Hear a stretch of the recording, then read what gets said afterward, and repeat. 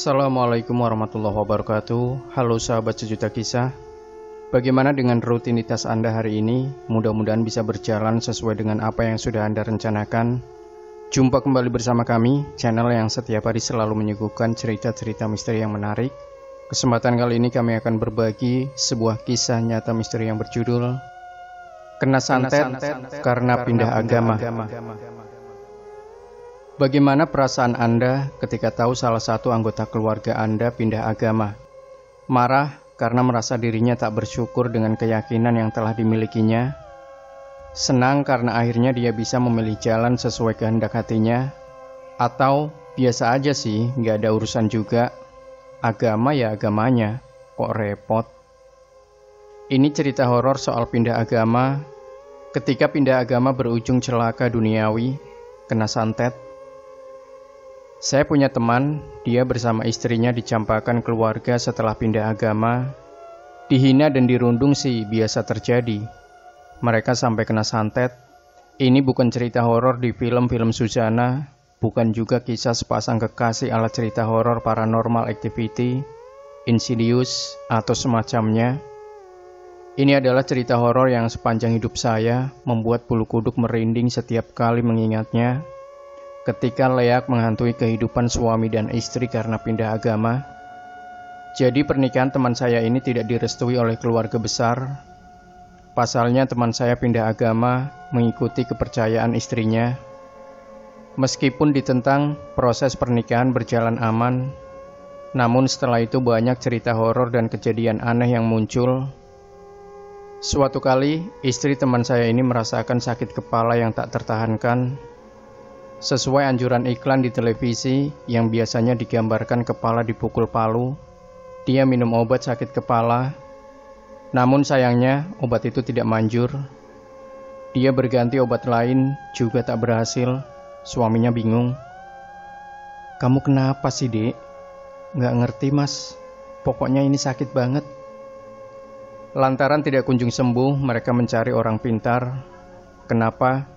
Sebab ketimbang ke dokter yang nantinya diberi obat itu saja, mereka memilih jalan pintas. Siapa tahu di sana ada obat yang lebih manjur.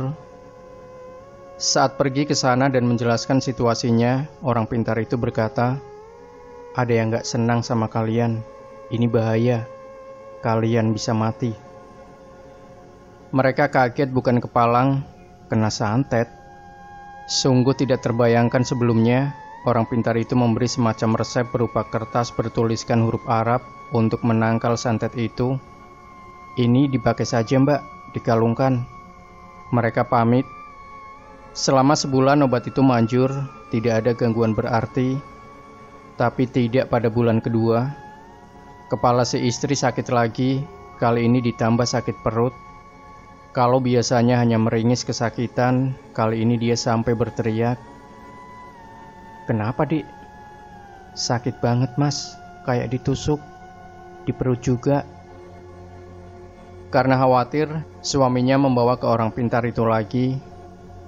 Di luar dugaan, dia kaget dan ketakutan. "Wah, ini kuat banget, Mas. Coba sampean pergi ke sana aja ya." Orang pintar itu tidak sanggup mengobati. Dia membuat semacam rujukan mengobati kena santet.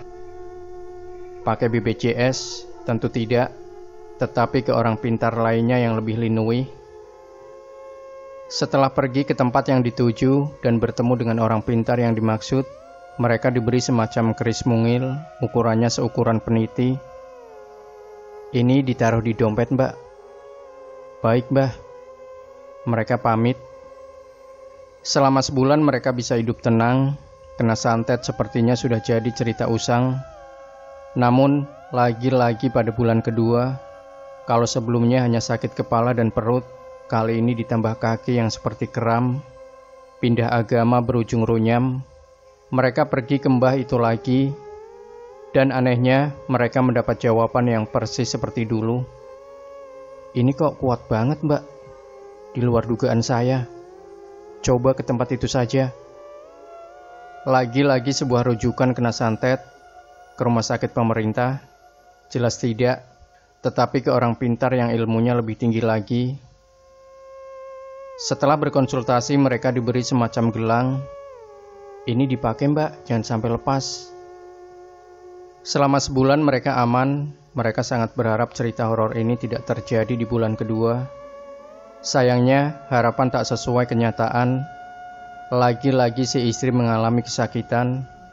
Mereka pun pergi ke tempat sebelumnya, dan jawabannya sama seperti dahulu. Asal kamu tahu, laku ketemu orang pintar untuk mengobati kena santet ini dilakukan sampai 34 kali.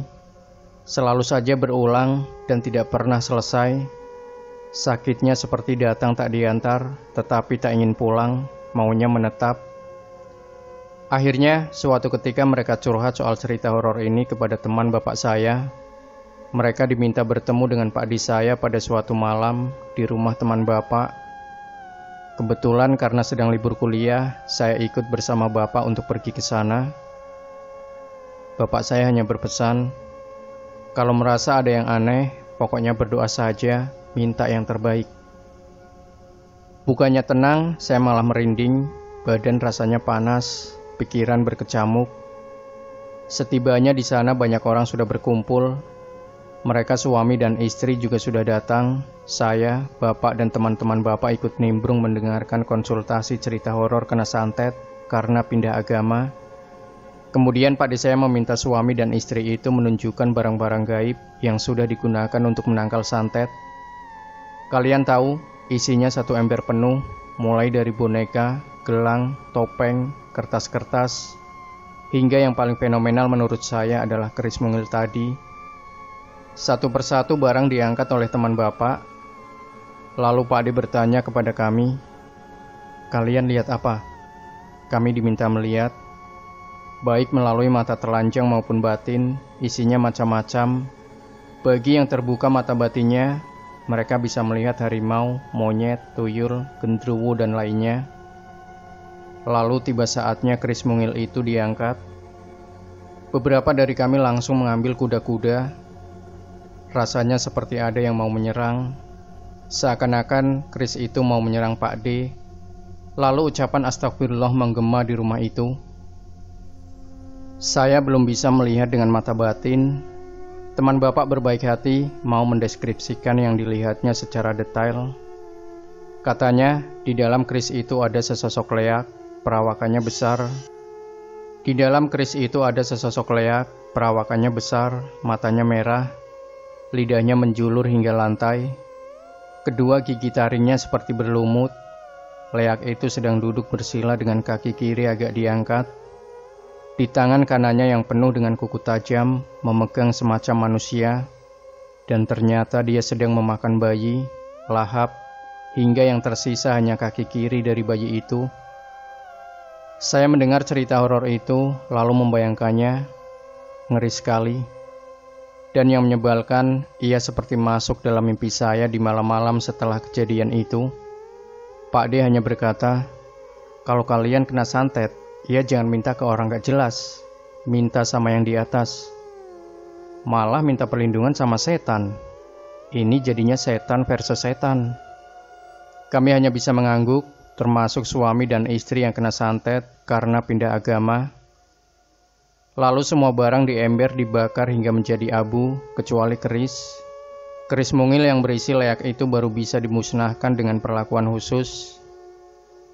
Setelah malam yang menegangkan itu, hidup teman saya dan istrinya menjadi lebih tenang. Cerita horor tidak pernah terulang lagi. Saya dengar saat ini mereka sudah punya momongan. Cuma suatu kali si suami telepon Pak Di saya. Dia bertanya, mengapa anaknya yang masih berusia 4 tahun suka tertawa sendiri menjelang tidur. Dengan entengnya Pak D menjawab, biasa mas, balita memang sensitif dengan makhluk halus. Saya jadi was-was, sebab saat ini saya punya balita, dan dia suka ketawa-ketawa sendiri, tapi bukan menjelang tidur, melainkan hendak mandi sama saya. Demikian sahabat Sejuta Kisah, jangan lupa berikan komentar Anda, like, share video ini, subscribe channel Sejuta Kisah, dan kembali nantikan cerita-cerita misteri terbaru dari kami. Wassalamualaikum warahmatullahi wabarakatuh.